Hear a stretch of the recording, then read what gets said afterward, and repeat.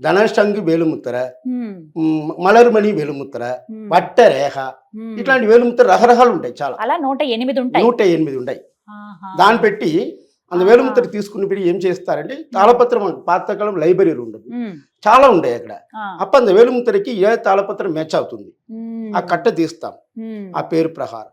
ఒక వేలుముత్తరకి 3 నుంచి 4-5 కట్టలు వస్తాయి. ఒక వేలుముత్తరకి 4-5 కట్టలు. ఎందుకంటే మీరు పుట్టిన సమయం ప్రపంచంలో చాలా మంది పుట్టి ఉన్నారు కదండి. గురుగారు ఇప్పుడు నేను అసలు మీకు సమయం చెప్పక్కర్లేదు, నా నక్షత్రం ఏం అవసరం లేదు, పుట్టిన వేలుముత్ర మాత్రం కావాలి. చెప్పక్కర్లేదు. దాన్ని పెట్టి ఏం చేస్తారో పత్రం తీసుకుని వస్తారు. ఒక పత్రంలో ఒక కట్టెలో 30 నుంచి 80 ఆకులు ఉంటాయి, తాళపత్ర ఆకు. ఒక్కొక్క ఆకు చదువుతారు అనమాట. చదువుతున్నప్పుడు ఒక్కొక్క క్వశ్చన్ లాగా అడుగుతున్నప్పుడు మీరు పుట్టిన సమయం చాలా మంది ఎగ్జామ్లో రవి అంటే రవి పేరు మీద చాలా మంది ఉంటారు.